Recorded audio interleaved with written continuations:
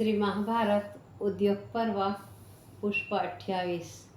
कुंती ने अपने पति पांडु को कहा कि हे यादव, मैंने आज्ञा स्वीकार करके धर्म का आकर्षण किया। मंत्र से उत्प्रेरित होकर तुरंत ही धर्मदेव मेरे सामने आ उपस्थित हुए। उनके संयोग से मेरे गर्भ से युधिष्ठिर का जन्म हुआ।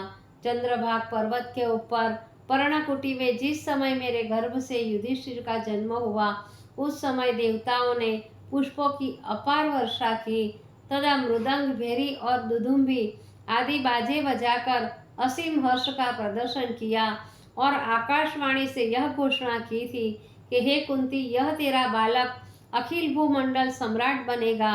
यह धर्मराज के समान शासक, बलि के समान दानी, नारद के सदृश तत्वदर्शी होगा। इतना ही नहीं, बल्कि प्रहलाद के तुल्य भगवान का अनन्य भक्त, वह इंद्र की भांति ऐश्वर्यवान और बलशाली भी होगा। इसके शासन काल में अनाचार व भ्रष्टाचार का नाम तक न होगा। इसकी प्रजा को वही सुख शांति मिलेगी जो बड़े बड़े सम्राट और तपस्वियों को भी दुर्लभ है। विश्व में इसका कोई भी शत्रु न होगा। ऐसा कहकर देवतागण अपने अपने लोक को चले गए। उस देववाणी को सुनकर हम दोनों पति पत्नियों को अपार सुख मिला। आकाशवाणी भी कभी असत्य हो सकती है, इस पर मैं कभी विश्वास करने को तैयार न थी, परंतु आज मैं इसके विपरीत देख रही हूँ। उन देवताओं ने जिसे अजातशत्रु कहा था, वह जंगलों में मारा मारा घूम रहा है। जिसको उन्होंने विश्व सम्राट घोषित किया था, वह दूसरों की उच्छिष्ट से अपना प्राण का पोषण कर रहा है। हे यादव, मैं न समझ पाई थी कि देवता भी अकारण इतना सफेद झूठ बोलते हैं। कुंती ने कहा कि अब और आगे की एक घटना सुनिए। युधिष्ठिर के जन्म के बाद एक दिन फिर मैंने पति ने कहा कि हे प्रिय, तुम एक और पुत्र पैदा करो, क्योंकि बिना सहायक के भी राज्य नहीं चल सकता। अब की बार मैंने उसने कहा कि हे प्राणनाथ, आप यह उल्टाओं की रीति मुझे न सिखलाइए। इस पर महाराज ने मुझसे कहा कि देवताओं के संपर्श से पतिव्रत धर्म नष्ट नहीं होता है।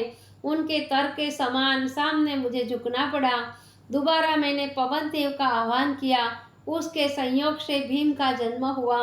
उसको भी देवताओं ने आकाशवाणी से अति बलवान शत्रु कुलनाशक कहा।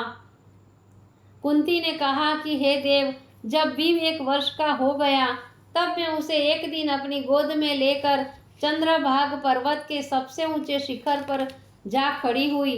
इतने में अचानक भयंकर सिंह ने गंभीर गर्जना करते हुए मेरे ऊपर आक्रमण किया। मैं उसके भय से कांपने लगी तो साहसी भीम मेरी गोद से पृथ्वी पर गिर गया। वह 1 वर्ष का बालक भीम हाँक मारता हुआ निर्भय होकर सिंह की ओर दौड़ा। उसके दौड़ने से धरा डगमगाने लगी तथा पर्वत की बड़ी शिलाएं टूटकर छार छार हो गई। सैकड़ों वृक्षों उसके शरीर की वायु लगने से तड़ातड़ टूटकर पृथ्वी पर गिरने लगे और वह सिंह भीम के डर से मलमूत्र त्यागता हुआ जान बचाकर भाग गया।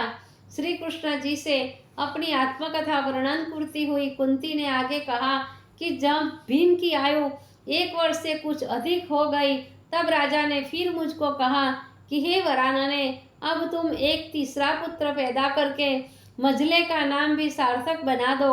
मैंने उनकी आज्ञा को अवधारण करके इंद्र का आकर्षण किया। तुरंत ही देवराज इंद्र मेरे पास आ गया। इंद्र के नियोग से पार्थ का जन्म हुआ।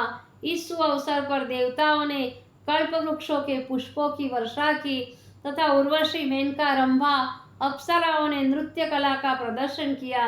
विश्ववसु, धृतसुत आदि उच्च कोटि के गंधर्वों ने कल कंठ से गायन करके अर्जुन का जन्म महोत्सव मनाया था। कुंती ने कहा कि जब मेरे गर्भ से युधिष्ठिर, भीम और अर्जुन का जन्म हो गया, तब माद्री को कुछ अपने जीवन पर ग्लानि हुई। मेरे परोक्ष महाराज ने माद्री से दुख का कारण पूछा तो उसने स्पष्ट बता दिया कि कुंती के 3 पुत्र हो चुके हैं और मैं बिना पुत्र के हूँ, इसका मुझे दुख है। महाराज ने वह सारा समाचार सुनकर कहा कि तुम माद्री का दुख दूर कर सकती हो। ऐसा विश्वास है कि मैं उनकी ओर से प्रार्थना करता हूँ कि तुम शीघ्र ही उसका कष्ट निवारण करो। मेरा माद्री से उकाट्य स्नेह था,